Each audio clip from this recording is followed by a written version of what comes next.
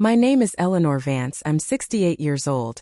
And in the space of 1 week, I went from grieving widow to the butt of a cruel joke played by my own children. Before I tell you how a single key in a forgotten envelope brought their entire glittering world crashing down around them, let me know where you're watching from in the comments. The air in Mr. Harrison's office was stale, smelling of old paper and quiet grief. My grief. It certainly wasn't my children's.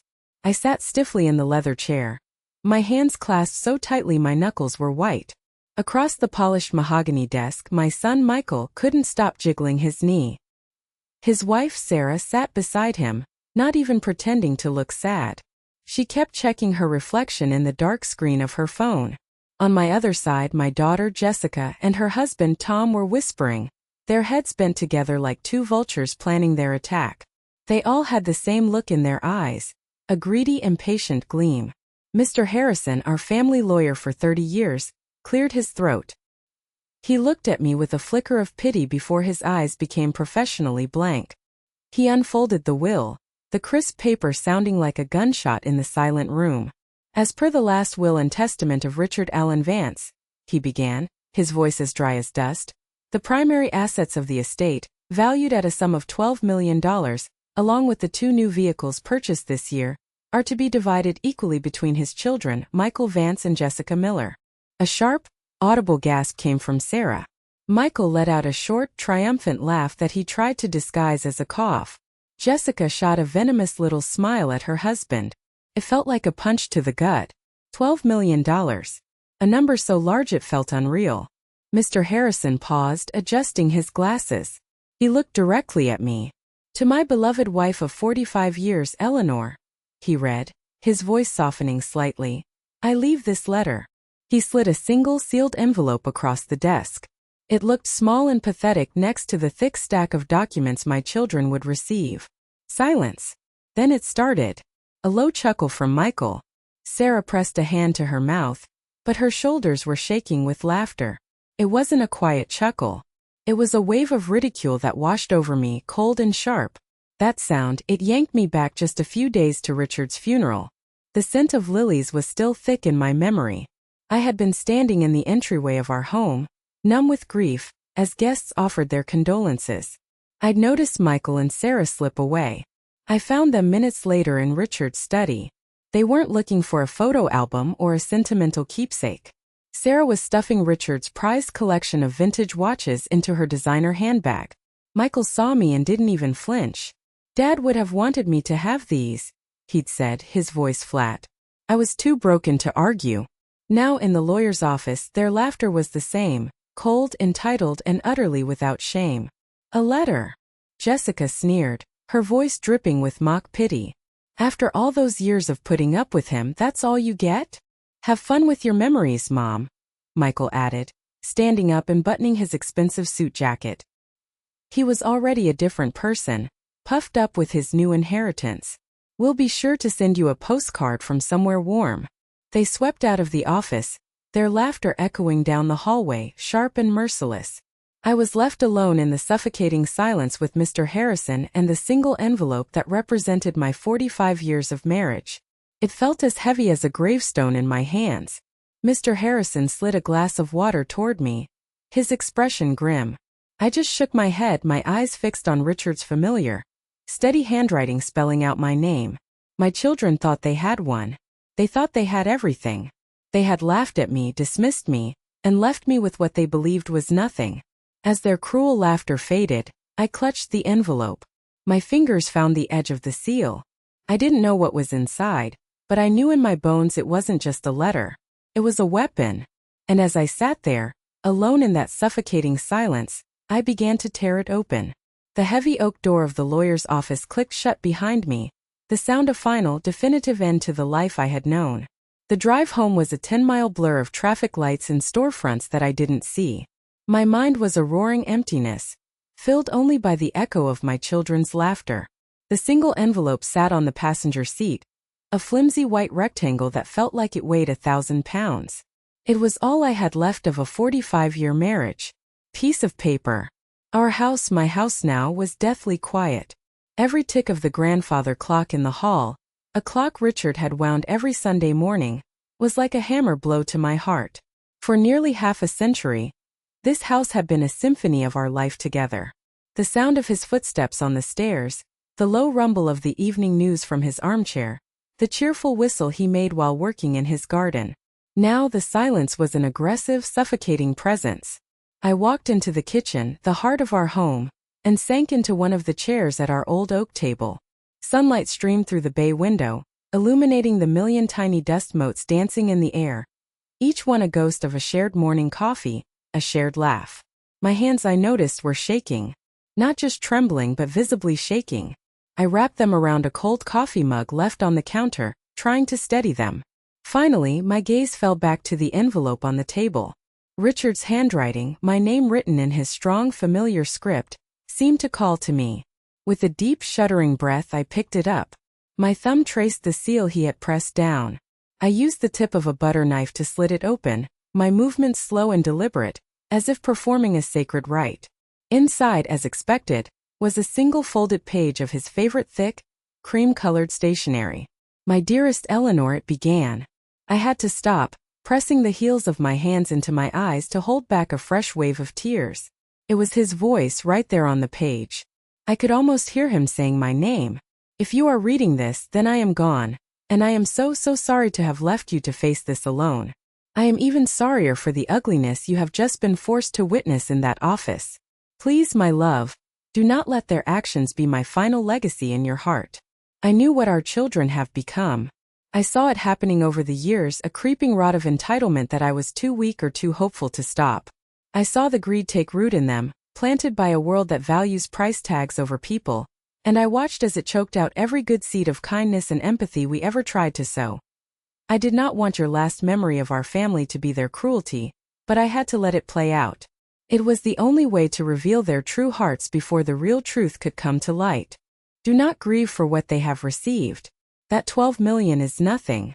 It is a shadow, a hollow thing I threw to them like a bone to a pack of hungry dogs, just to satisfy their immediate hunger. The real legacy, Eleanor, everything we truly built together, every dream we shared, every sacrifice we made, I have left it all for you.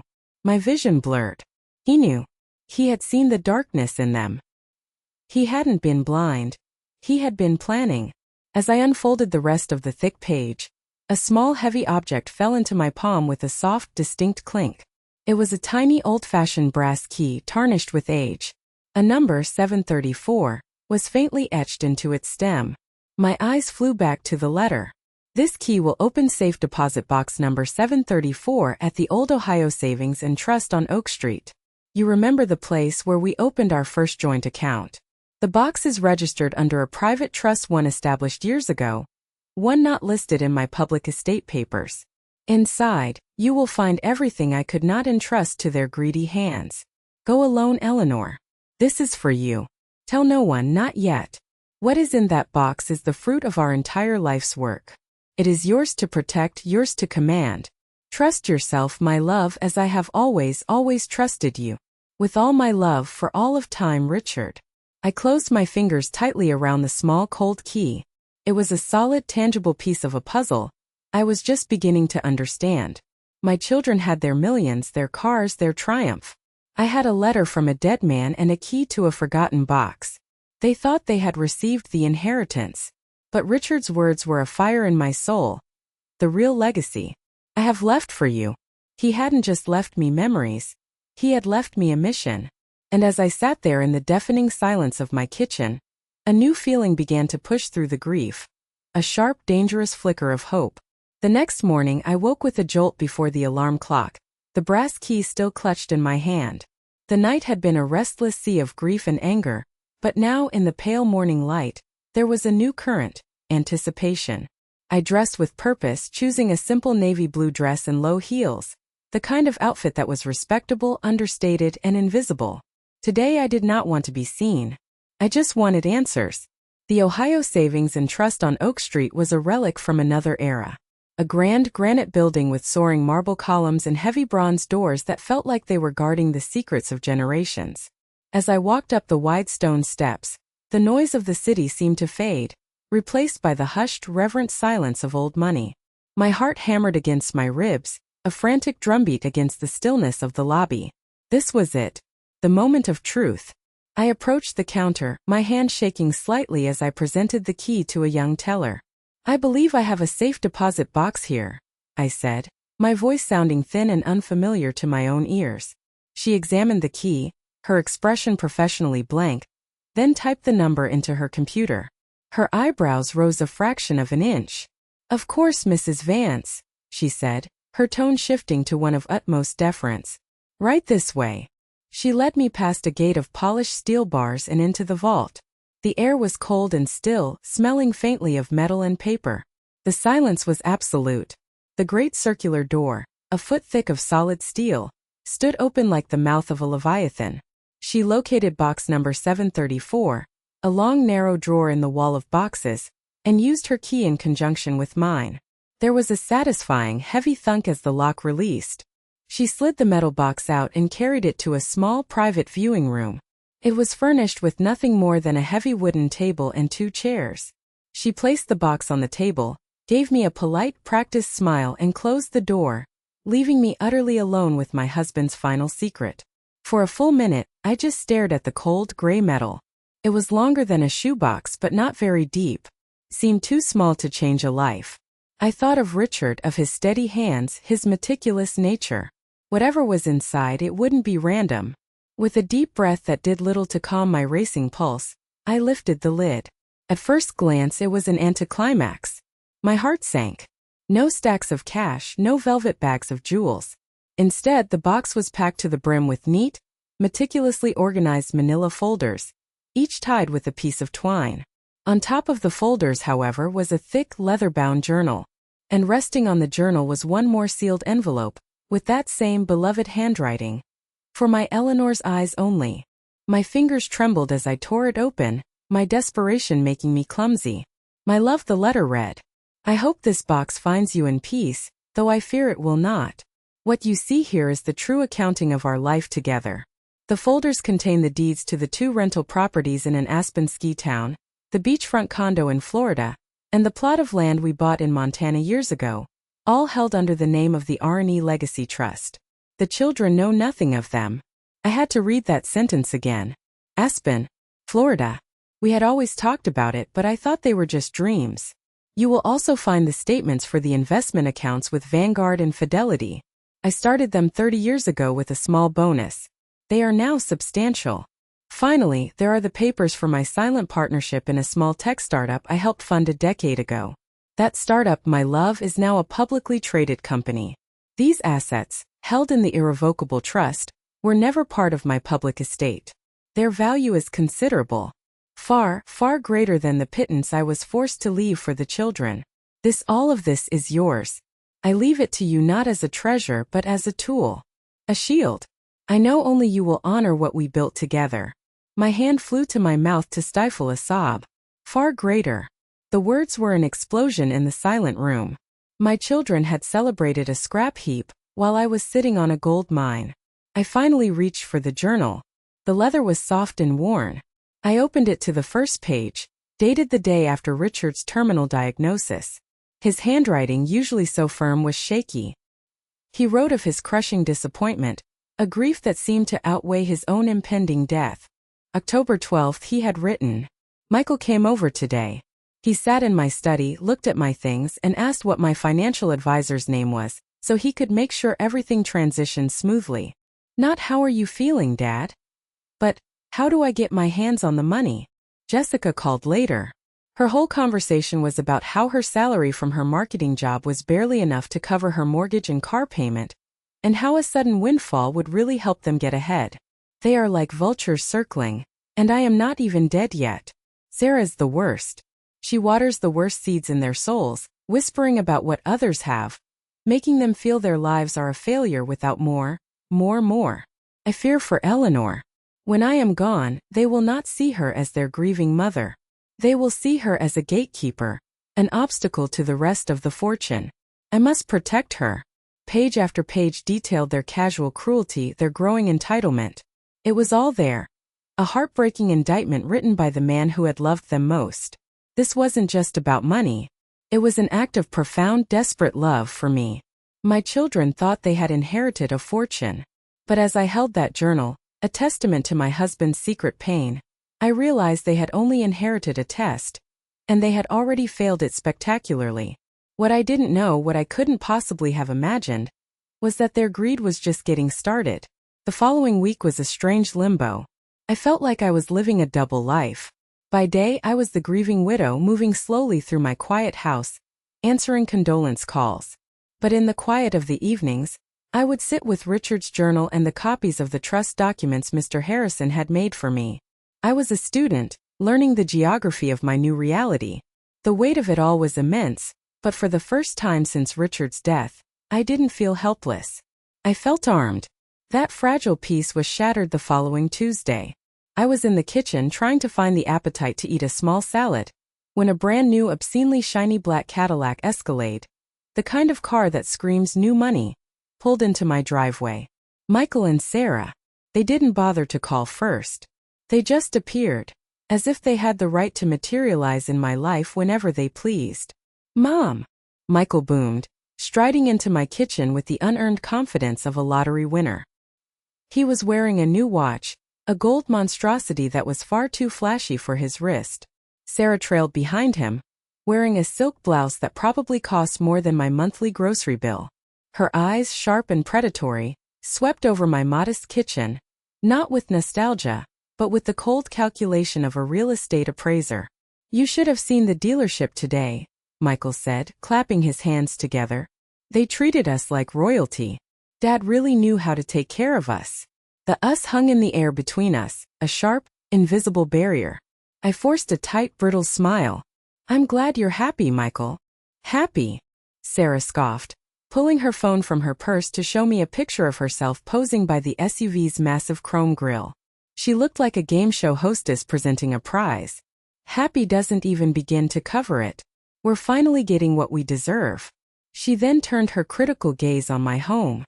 "Honestly, Eleanor," she said, using my first name as she always did, as if we were rivals, not family, "you should really think about selling this old place. The property taxes alone must be a burden. And the upkeep. It must be a nightmare for you all alone. You could move into a lovely, secure condo downtown. Much more manageable. Manageable. Smaller. Tucked away. Out of their way." I understood the subtext perfectly. They wanted me gone, my life neatly packed into a box, so they could liquidate this final inconvenient asset. I folded my hands on the kitchen table, my voice surprisingly steady. "This is my home, Sarah. Richard and I built this house. I'm not going anywhere." Sarah exchanged a look with Michael, a flicker of annoyance passing between them. She tilted her head, her smile turning thin and saccharine.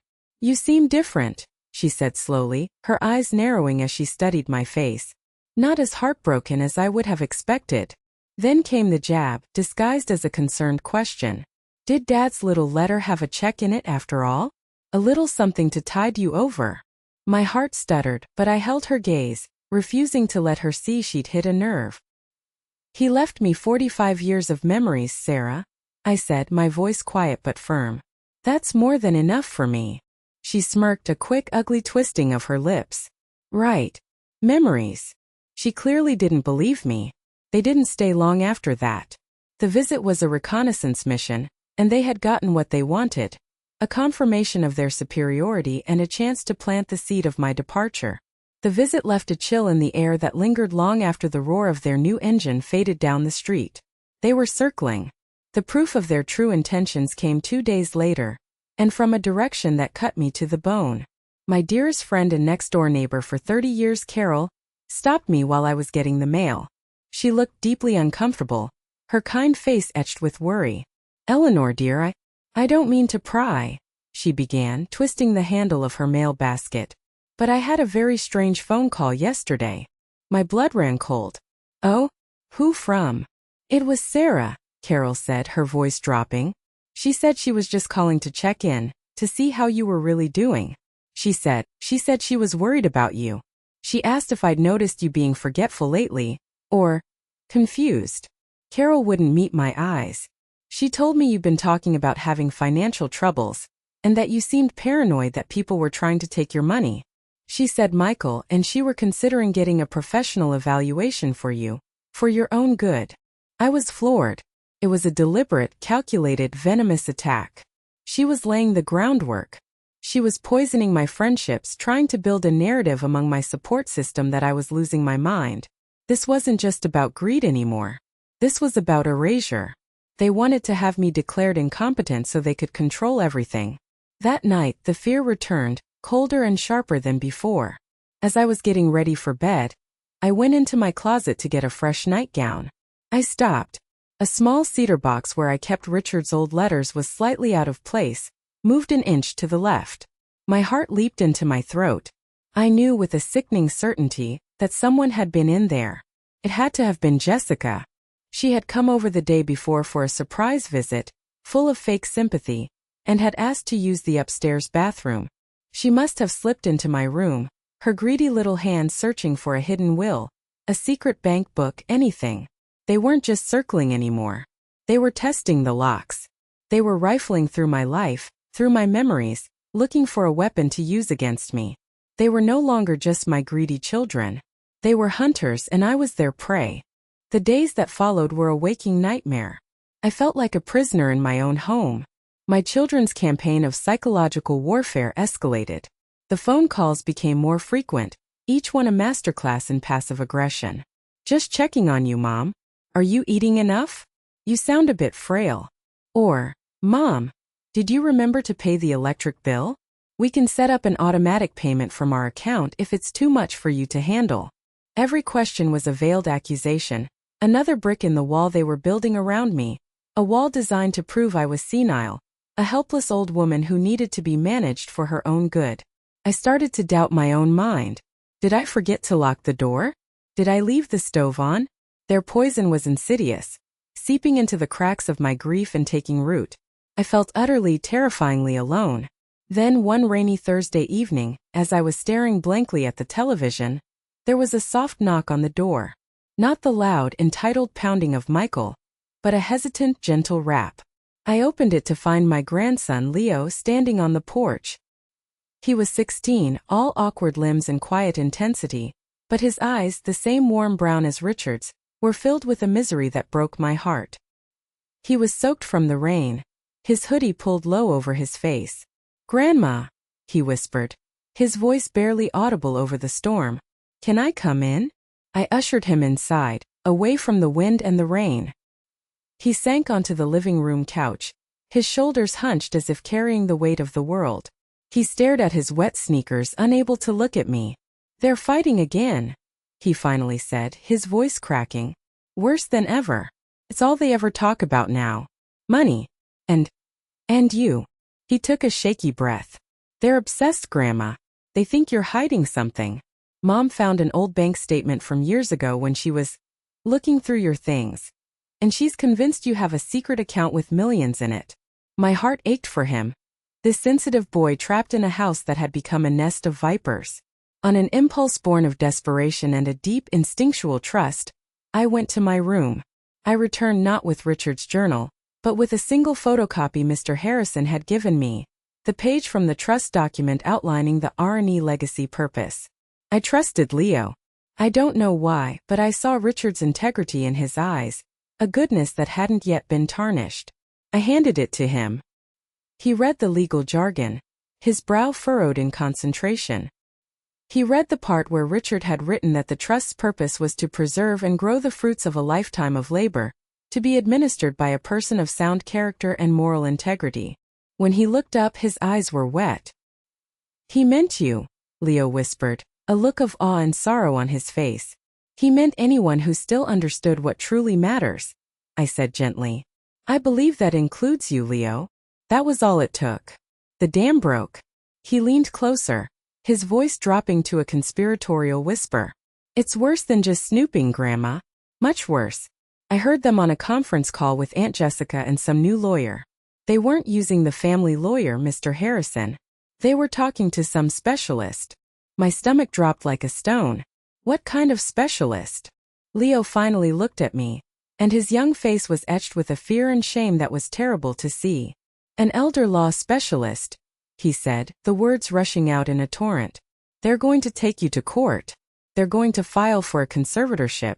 They're going to tell a judge that you're mentally incompetent, that you have dementia or something. They're going to use Mom's call to Mrs. Carroll as evidence from a concerned friend. They're going to say you're a danger to yourself, and your finances need to be managed by them.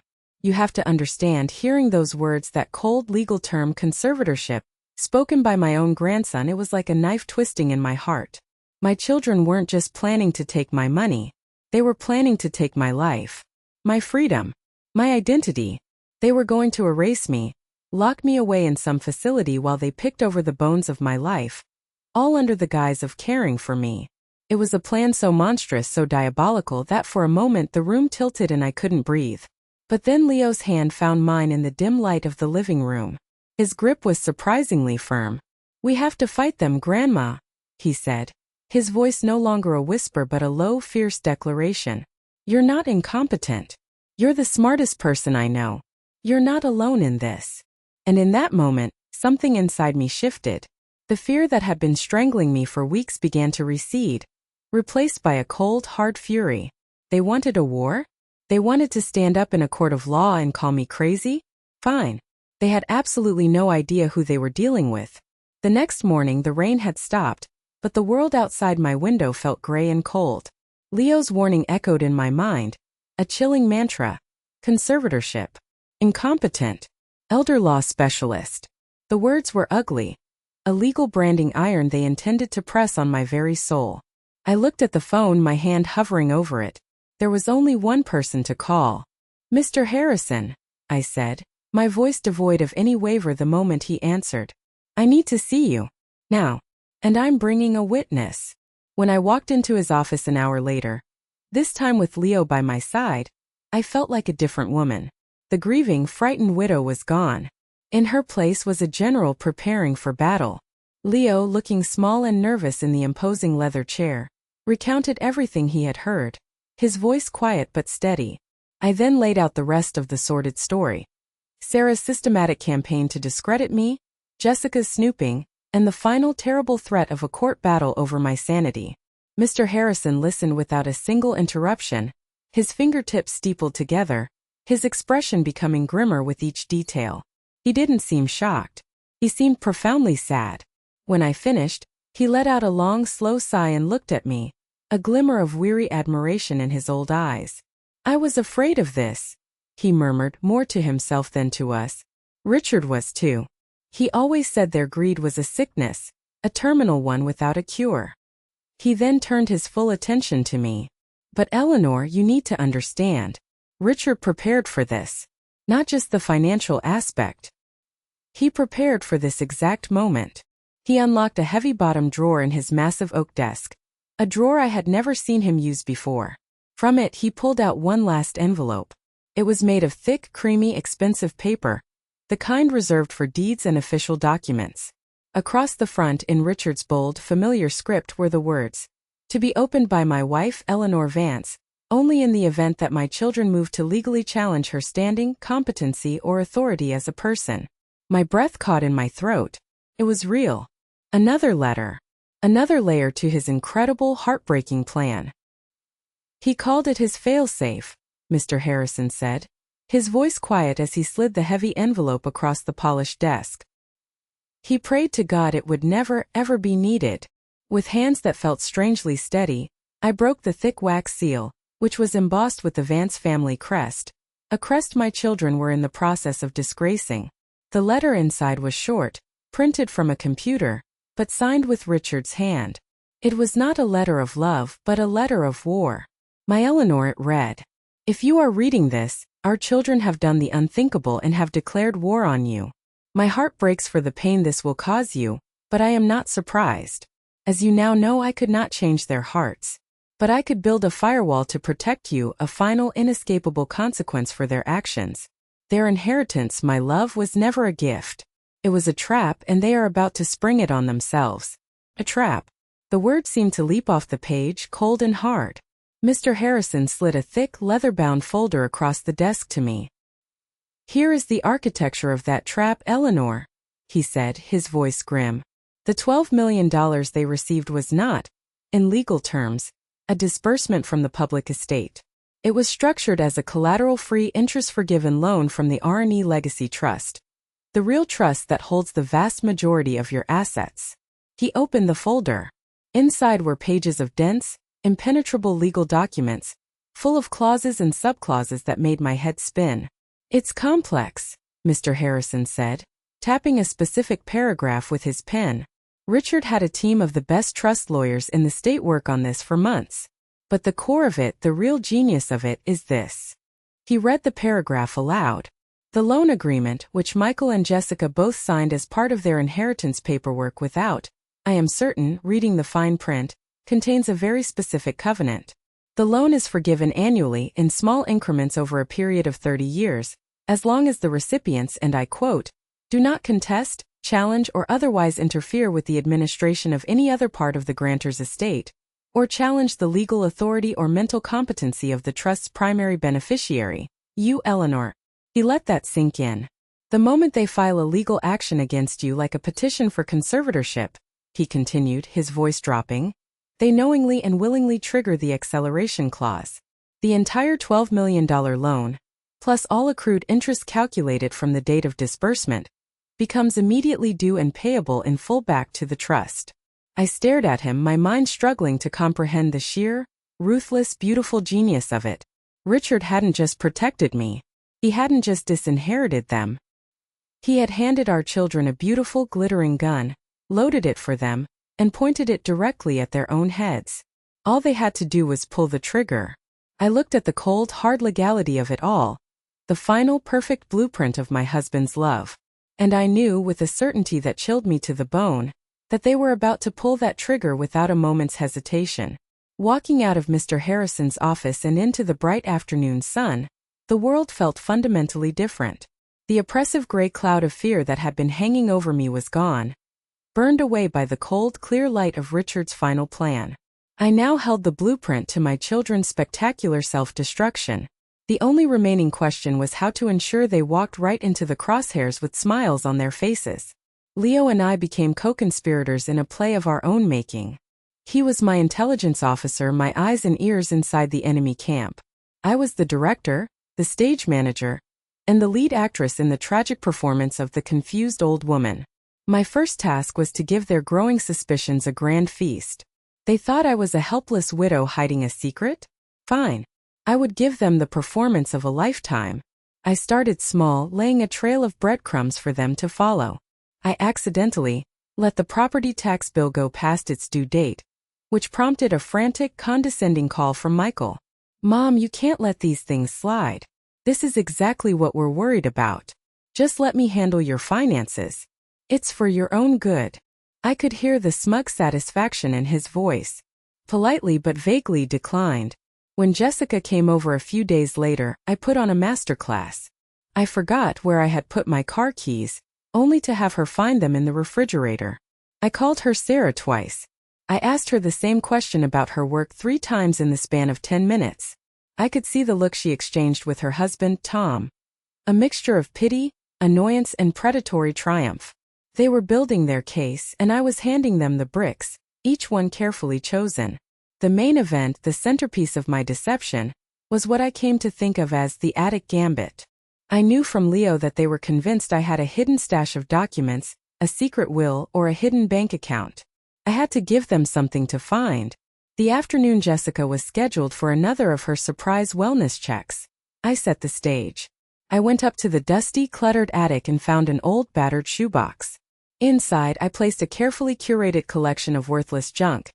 Expired stock certificates from a dot-com company that had gone bankrupt in 1999, old bank ledgers from a closed account that had a balance of $12.54, and some meaningless, jargon-filled business correspondence of Richard's from 2 decades ago.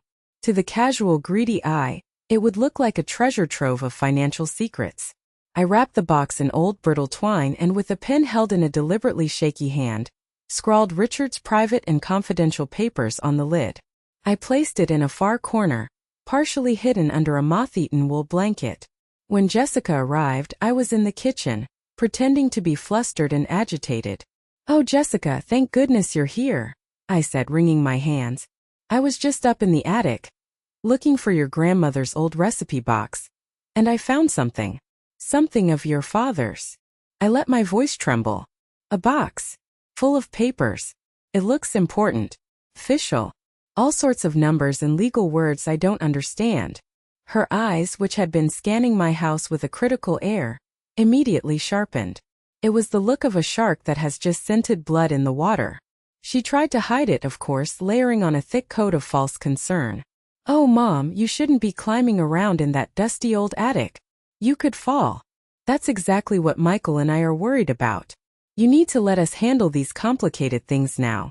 "Oh, I don't know," I said, feigning confusion and clutching my housecoat closed. "It seemed very private. Your father wrote my name on some of them, I think. It's all so overwhelming." That was the hook, line, and sinker. The mention of my name on private papers. I had dangled the ultimate bait, and she had lunged for it. They thought I was weak, confused, and sitting on a pile of money I was too senile to manage.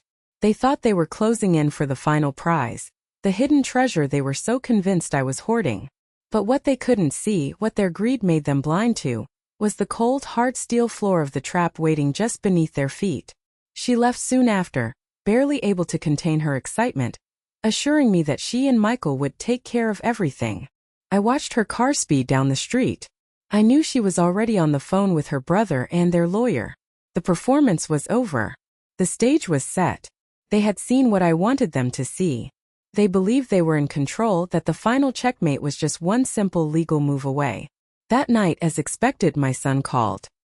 His voice was somber, heavy, and rehearsed, dripping with the false concern of a B-movie actor. "Mom, we need to talk," he said gravely. "Jessica told me what you found. And well, Mom, we're worried sick about you. We've spoken with a professional and we think it's time we stepped in to help." It's what Dad would have wanted. I knew then. The endgame was about to begin. They were coming for me. And I was ready for them. The courtroom was a cold, imposing chamber of dark wood and stern portraits of long-dead judges. The air was thick with the scent of old paper and anxiety. It was designed to make you feel small and insignificant. And as I sat at the defendant's table beside Mr. Harrison, I could feel its oppressive weight. But I refused to shrink. I sat with my back ramrod straight, my hands folded calmly in my lap, my gaze fixed on the judge's empty bench. Across the aisle, my children put on a performance worthy of a daytime soap opera. Michael and Jessica sat with their spouses and their slick, confident lawyer, a man named Peters with a plastic smile and predatory eyes. They wouldn't look at me. Instead, they whispered to each other, shaking their heads with sorrowful expressions. Sarah, my daughter-in-law, even had a lace-trimmed handkerchief that she would occasionally dab at her perfectly dry eyes. They were playing the roles of tormented children, forced by their love and concern to take this drastic, heartbreaking step. It was utterly, disgustingly convincing. Judge Davies entered, a sharp-eyed woman in her late 50s with a no-nonsense air that I found immediately reassuring. She called the room to order, and the charade began. Mr. Peters rose first, his voice smooth and oozing with synthetic sympathy. He painted a masterful, tragic picture for the judge. A beloved mother, the esteemed Eleanor Vance, tragically widowed and now lost in a fog of grief and cognitive decline. "Your Honor," he said, gesturing toward me with a sad, sweeping motion, "my clients, Mr. Vance and Mrs. Miller, are here today not out of malice, but out of a deep and abiding love. They have watched in agony as their mother's memory has faded, as her grasp on reality has slipped." He began to list his evidence. "She has become paranoid, Your Honor, convinced her children are after her money. She has been mismanaging her finances, letting important bills lapse." He referenced my staged forgetfulness, my confusion over simple matters. He even had the gall to bring up Sarah's conversation with my friend Carol. "Even Mrs. Vance's closest friends have expressed grave concerns about her erratic behavior," he lied smoothly. "My clients are terrified she will become a victim of fraud, or worse, a danger to herself. They are here today with the heaviest of hearts, to ask this court to protect their mother by appointing them as her conservators. It is a burden, Your Honor, but one they are willing to bear out of love." Michael looked at the floor, the very picture of a tormented son. Sarah let out a small, audible sniffle. It was a disgusting, flawless performance. When it was our turn, Mr. Harrison rose slowly, deliberately. He was an old man, and he moved with a dignified lack of haste that seemed to infuriate the slick Mr. Peters. Mr. Harrison didn't even glance at my children. He addressed the judge. "Your Honor," he said, his voice calm and steady, resonating through the silent courtroom. "My client, Mrs. Vance, is not confused. She is not incompetent. She is, however, the victim of one of the most breathtaking displays of filial greed I have had the misfortune to witness in 40 years of practicing law." A shocked murmur went through the small courtroom. Michael's jaw tightened. Jessica's face flushed an ugly red. "The petitioners claim their mother is hiding assets," Mr. Harrison continued, his voice as sharp as a scalpel. "They are correct. She has been." He paused, letting the statement hang in the air for a perfect dramatic beat. Mr. Peters smirked, thinking he had just been handed a victory. Mr. Harrison then walked to the judge's bench and placed a single, thick, leather-bound folder before her. "What Mrs. Vance has been hiding, Your Honor," he said, his voice dropping slightly, "is the truth of her late husband's brilliant foresight, and the truth of their own inheritance." He didn't argue about my mental state. He didn't call character witnesses. He simply methodically walked Judge Davies through the key documents of the R&E Legacy Trust. He showed her the formation papers, the list of assets, and finally he pointed to the loan agreement they had all signed. His finger rested on the acceleration clause. "Let me be perfectly clear, Your Honor," Mr. Harrison stated, his voice ringing with absolute authority. "As of the moment Mr. Peters filed this petition for conservatorship on behalf of his clients, they willingly and irrevocably violated Section 12, subsection C of the loan agreement they executed with the R&E Legacy Trust. Per the explicit terms laid out by the grantor, the late Richard Vance, their inheritance of $12 million ceased to be a gift.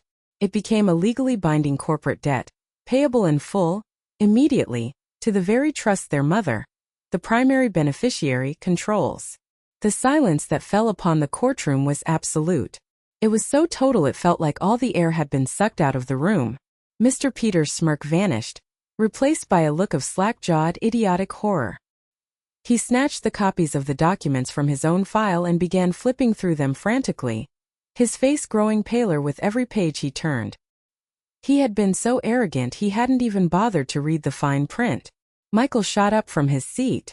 That's insane. That's a lie.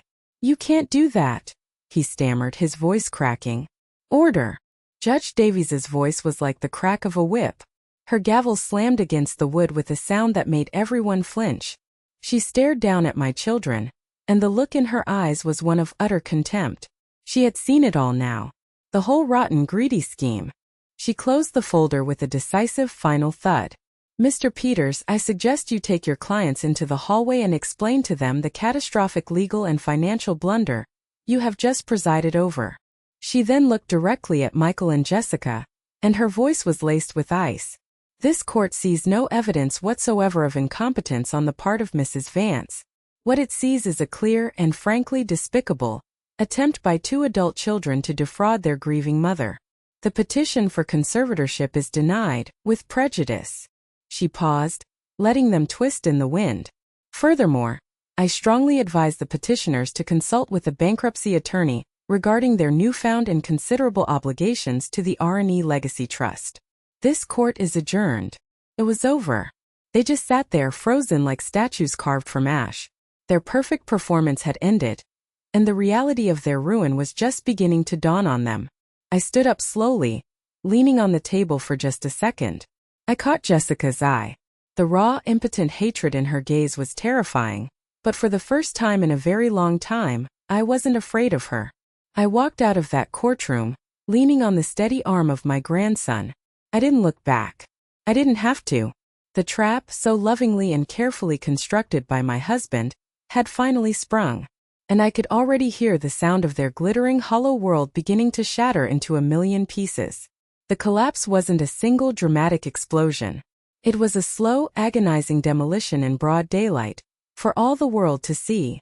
Richard's plan was a masterpiece of legal engineering, and its consequences were as unavoidable as gravity. The first official notice was a cold, formal demand letter from Mr. Harrison's office, delivered by certified mail to both Michael and Jessica. It was a masterpiece of legalese, but its message was brutally simple.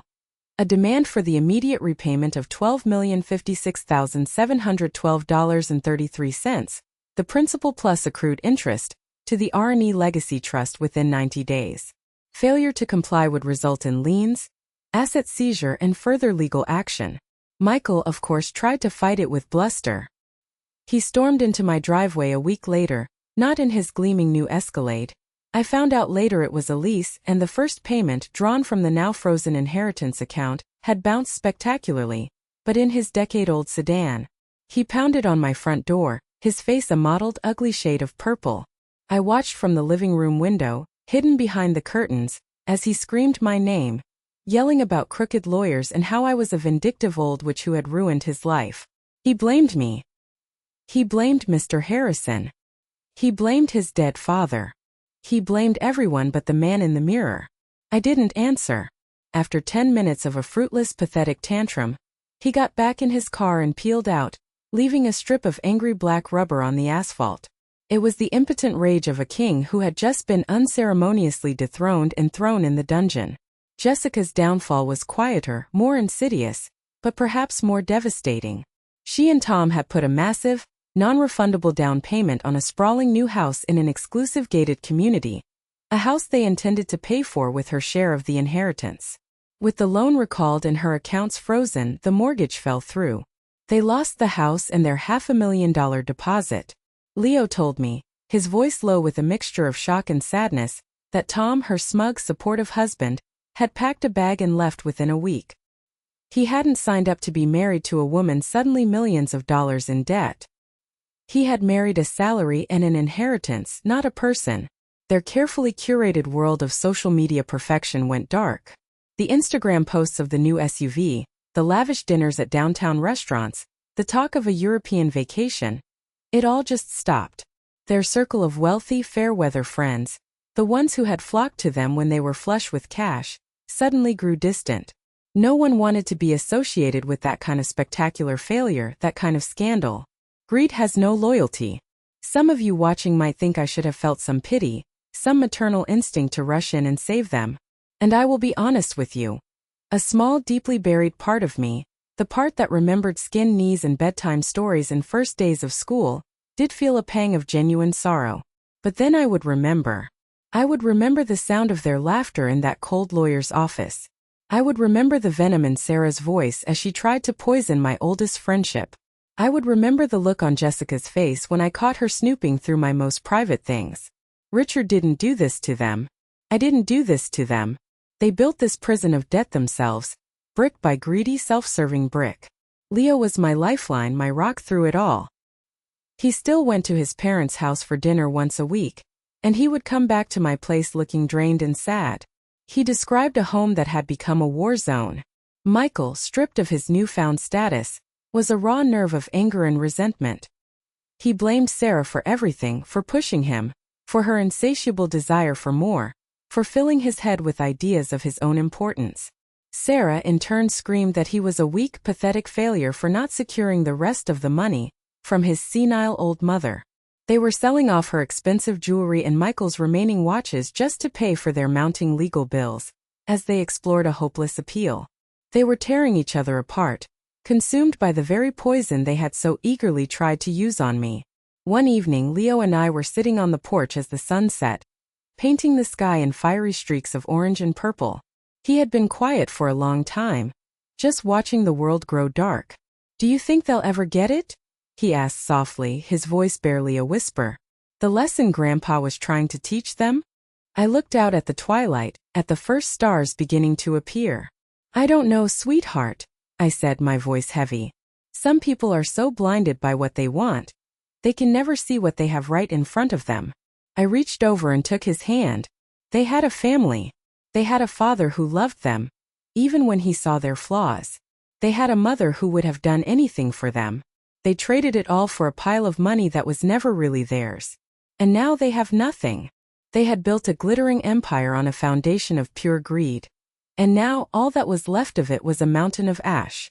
And as I sat there in the quiet peace of my home, I wondered if they would ever truly understand the catastrophic price of their own choices. Life settled into a new quiet rhythm, a peace I hadn't realized I was so starved for. The legal storm had passed, leaving behind a strange, clean calm. Leo spent more and more time at my house, a silent agreement forming between us that his own home, thick with the poisonous fumes of anger and blame, was no longer a refuge. We worked in the garden together, pulling the weeds that had taken over during my months of grief and anxiety. We cooked Richard's favorite meals, the familiar smells filling the house with happy ghosts. We were slowly and carefully healing. Then one night, months after the court case, a knock came at my door. It was nearly midnight, and a fierce autumn rain was lashing against the windows, a furious wind-driven downpour. The knock was timid at first, barely audible over the storm. Then it came again, sharper, more frantic, the sound of pure desperation. My heart seized for a moment. Who could possibly be out in this weather? Leo, who had fallen asleep on the couch while we were watching an old movie, sat up, blinking in confusion.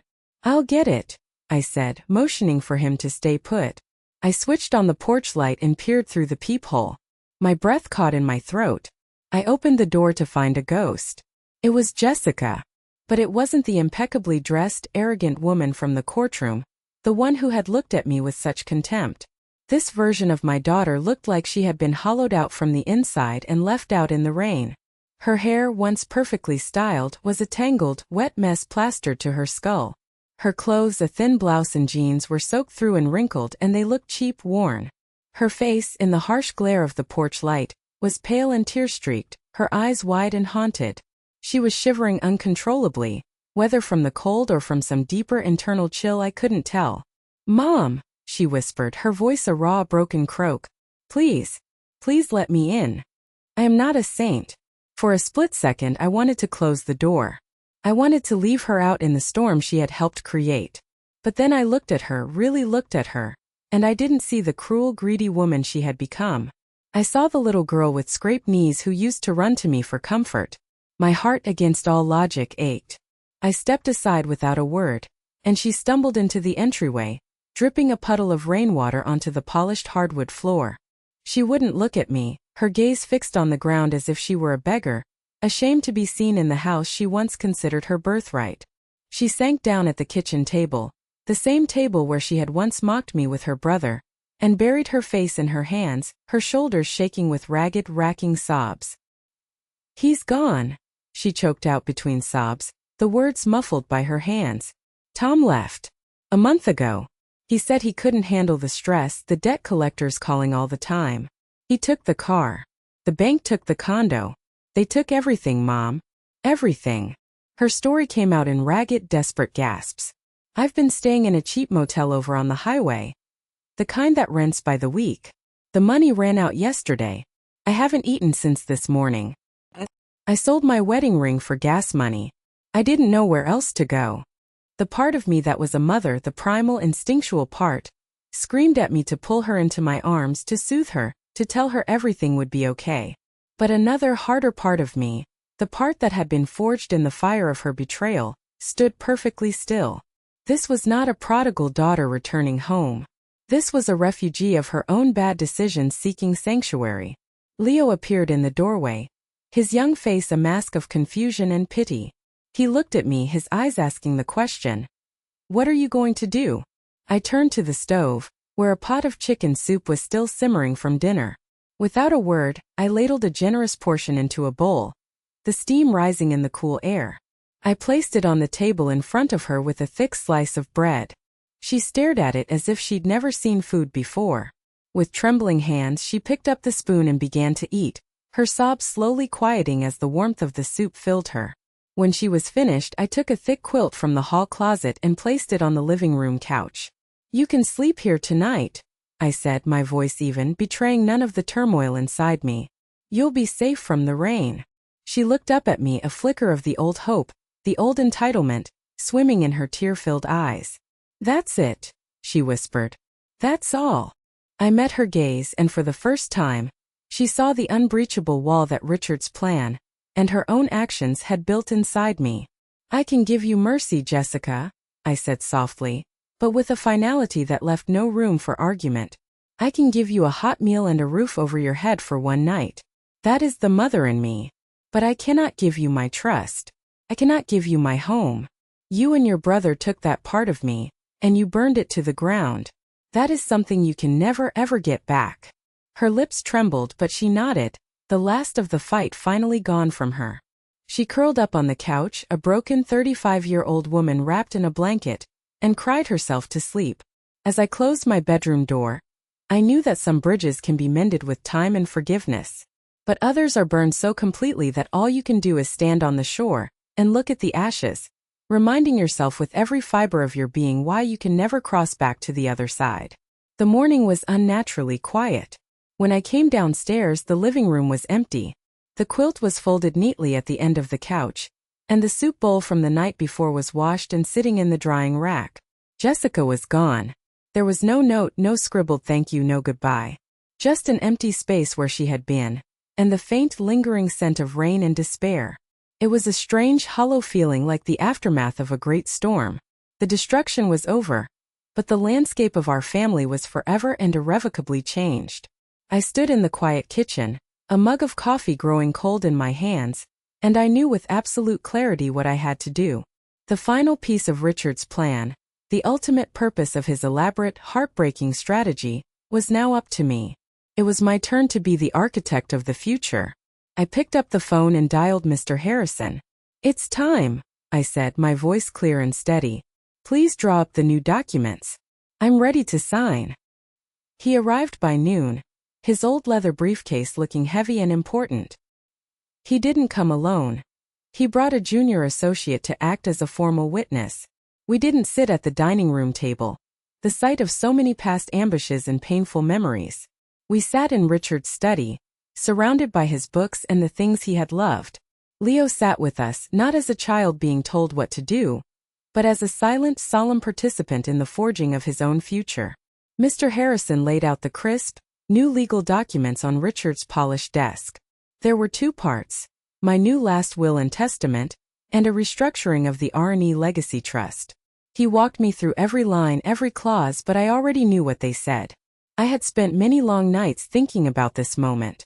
"First," Mr. Harrison said, pointing to a paragraph in the will, "the bequests to your children. I had decided against leaving them nothing. That felt like an act of anger, and I was past anger. I was in the cold, clear realm of consequences. Instead, I had prepared two identical small wooden keepsake boxes. To my son Michael Vance," I read the clause aloud, my voice steady, "I leave one item." Inside his box, I had placed a single photograph of him as a little boy, no older than 7, sitting on Richard's shoulders at a 4th of July parade. He was holding a small American flag, his face alight with a smile of pure, unadulterated joy. "And to my daughter Jessica Miller," I continued, "I also leave one item." Inside her box, I had placed the small, lopsided clay bird she had made for me for Mother's Day when she was in 1st grade. Its blue paint was chipped and faded, but I had kept it on my dresser for 30 years. "I leave them a memory," I explained to Mr. Harrison and Leo, though they already understood. A single, tangible memory of who they used to be, before the world, and their own choices, made them into strangers I no longer recognize. There was nothing else for them. No money, no property, no in case of emergency fund, no second chances. Their inheritance had already been given to them, a $12 million test of character which they had failed in the most spectacular fashion imaginable. Then came the most important part of the document, the part that would define the future. All the rest, residue and remainder of my estate, both real and personal, wherever situated. I read, my voice ringing with purpose in the quiet study. "I give, devise, and bequeath to my beloved grandson Leo Vance, to be held in trust for him until his 25th birthday." A small choked sound came from the chair where Leo was sitting. I didn't look at him. I just kept my eyes on the paper, on the finality of the words. I picked up the heavy, ink-filled fountain pen that Mr. Harrison offered me. When the gold nib touched the signature line, my hand was perfectly still. There was no hesitation, no doubt, no flicker of regret. I signed my name, Eleanor Vance, and with that single fluid motion I secured the future. I closed a painful, ugly chapter of my life and officially started a new one, a better one. Mr. Harrison and his associates signed as witnesses, the rustle of paper sounding unnaturally loud in the room. He gathered the documents, his expression professional but his eyes kind. "You've done the right thing, Eleanor," he said quietly. "Richard would be exceptionally proud." After he left, a profound quiet settled over the study. Leo finally looked at me, his eyes wide and shimmering with unshed tears, his face a mixture of shock, gratitude, and an overwhelming sense of responsibility. "Grandma, why?" he whispered, his voice thick with emotion. "All of it, to me? I don't deserve it." I finally turned to look at him, really look at him. I didn't see a boy anymore. I saw a young man who had chosen integrity over inheritance, loyalty over greed. "Because your grandfather's legacy was never about the money, Leo," I said, my voice gentle but firm. "It was about character. It was about having a moral compass. And when everything fell apart, when the whole world was spinning, you were the only one left holding a piece of his. You don't just deserve it, sweetheart. You've earned it." As I signed my name, I wasn't just signing a legal document. I was passing a torch. Not the torch of wealth, but the far more important torch of love, honor, and integrity, to the one soul who had proven beyond any doubt that he understood its true and lasting worth. The signing of the new will was a line drawn in the sand. It was the end of the war and the beginning of the long, quiet process of rebuilding. The house, which had for so long felt like a fortress under siege, began to feel like a home again. Life with Leo settled into a comfortable, easy rhythm. He officially moved his things from his parents' house into the guest room, a silent acknowledgement that his old life was over. He brought with him the typical clutter of a teenage boy: video game consoles, piles of sneakers, a perpetually tangled phone charger. But he also brought a warmth and a life that filled the house's empty corners. He was a good kid, respectful and kind, but he was still a teenager. We negotiated curfews, the state of his room, and his inexplicable need to consume an entire box of cereal in one sitting. I learned more about things called side quests and final bosses than I ever thought possible.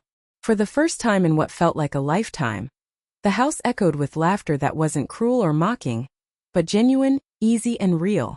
We started to heal the house, and in doing so we began to heal ourselves.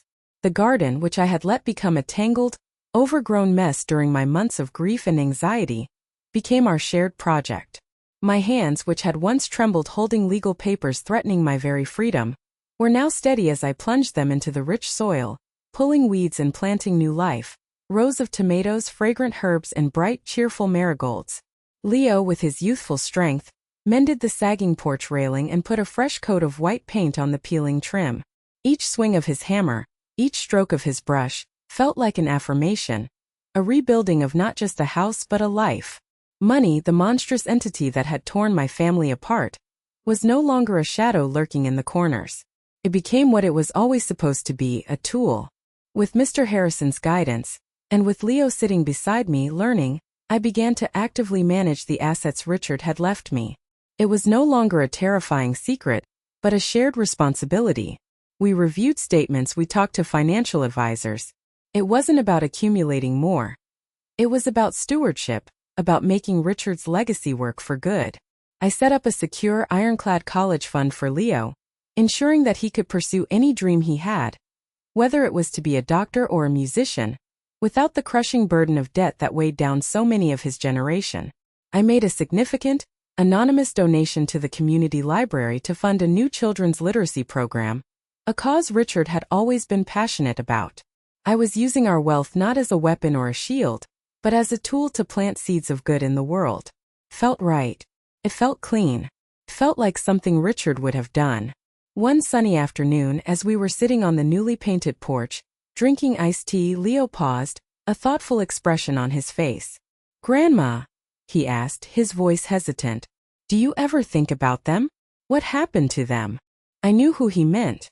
I had thought of them, of course. In the quiet moments before sleep, their faces would sometimes appear in my mind. Not the angry, twisted faces from the courtroom, but the younger faces of the children I had raised, the children I had lost long before their father died. "I think about them," I admitted, my gaze fixed on the bright green of our newly mown lawn. "It's impossible not to. They are a part of my story." I turned to him, wanting him to understand this complex, painful truth. But I try not to dwell on it. They made their choices, Leo. A series of small selfish choices that led them to a very dark place. We have to focus on our choices now. On building something good and strong right here. But what if they came back? He pressed gently. What if they showed up like Aunt Jessica did? What if they said they were sorry? I took a long sip of my iced tea, the cold glass a comfort in my hand. I had considered this possibility many times. Leo, there is a universe of difference between regret and repentance, I said, choosing my words with care. They may regret losing the money. They may regret the public humiliation. They may regret becoming social outcasts. But being truly sorry for your actions, for the pain you intentionally caused another human being, that is something else entirely. That is a journey they have to take on their own, for their own sakes, not for mine. I placed my hand over his. Our door is not open to their greed or their drama anymore. It is only open to honesty and love. If they can ever find their way back to that, genuinely and truly, then we can talk. Until then, our life, our peace is right here. He nodded slowly, absorbing the lesson, his young face serious. We sat in comfortable silence for a while, just listening to the birds and the distant hum of a lawnmower. We were no longer just surviving the storm. We were planting a new garden in the fertile soil it had left behind. And for the first time in a long, long time, as the afternoon sun warmed my face, I felt the quiet, profound joy of simple, uncomplicated peace. Almost a year to the day after the courtroom battle that had shattered my family, another letter arrived. The envelope was cheap, the kind you buy in a pack of 50 at a discount store. The address was scrawled in a rushed, almost illegible hand. My first instinct, a muscle memory of self-preservation, was to throw it away unopened. I was tired of ghosts. I was tired of the past. But something made me pause. I recognized the postmark. It was from a small, bleak industrial town in the Midwest, a place known for steel mills and hard times. With a sigh of resignation, I slid it open. It was from Michael. My hand started to tremble again, that old familiar reaction, a phantom limb of fear. I braced myself for a plea for money, for a desperate, rambling tirade of blame, for another attempt to reopen a wound that was finally beginning to scar over. But it was none of those things. The letter was shockingly short, written on a single sheet of lined paper torn from a spiral notebook. Mom, it began. The single word looked so strange, so foreign on the page. I don't know if you'll even read this. I wouldn't blame you if you threw it in the trash. I'm not writing to ask for anything. There's nothing you could give me, and I have no right to ask. I wanted you to know that Sarah and I are divorced. It was finalized 6 months ago. She left right after we lost the appeal, said she didn't sign up to be married to a failure. She took whatever was left, which wasn't much. I work construction now, framing houses. It's hard, honest work. Makes my back ache. I'm tired all the time in a way I've never known before. I live in a small apartment above a garage. It's cold in the winter. Every night when I come home to that empty room, I sit and I think about what I did, what we all did. I think about my son, and how I taught him by example that the measure of a man was the size of his bank account. I think about how I let my wife convince me that you were an obstacle, not a mother. I think about you and Dad and the home you gave us, the one I tried to take from you.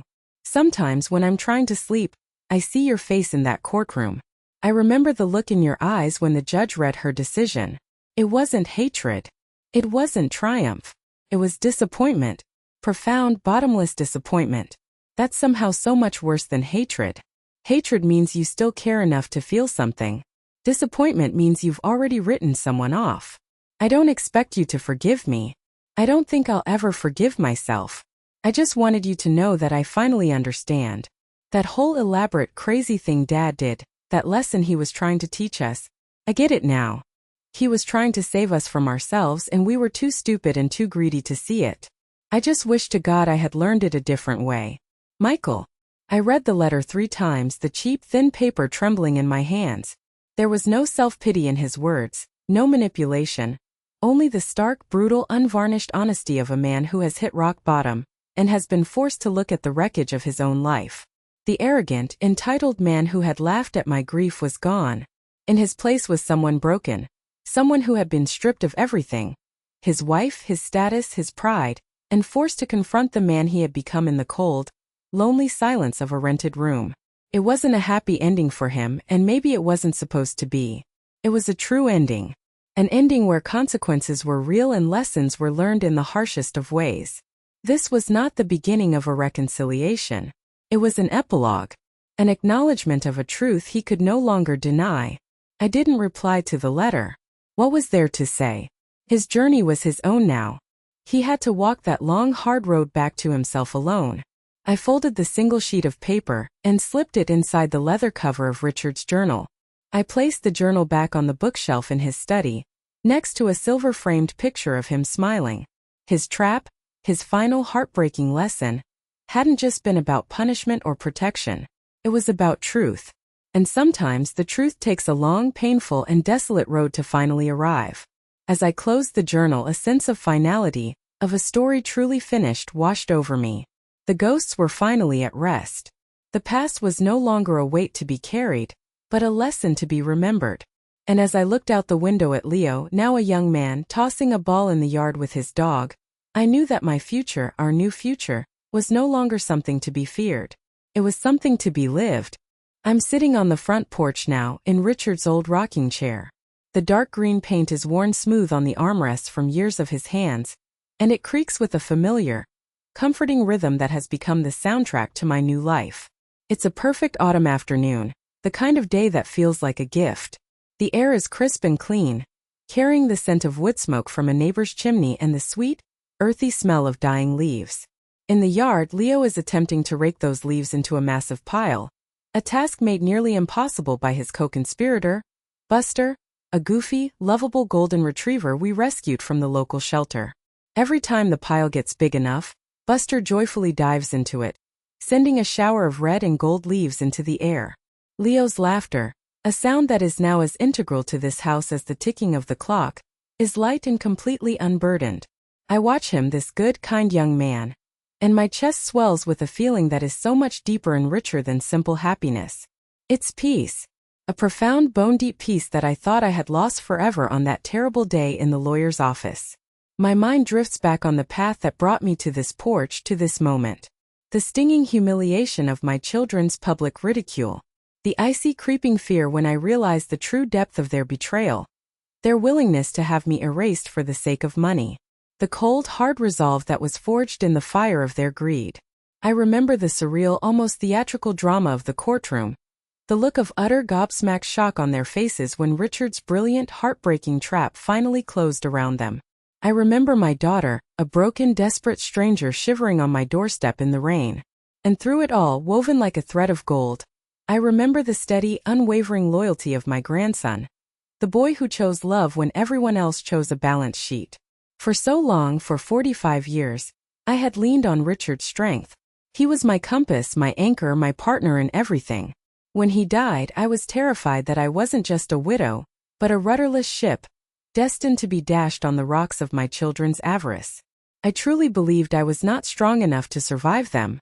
But his last gift to me, his truest inheritance, wasn't the money, the houses, or the stocks.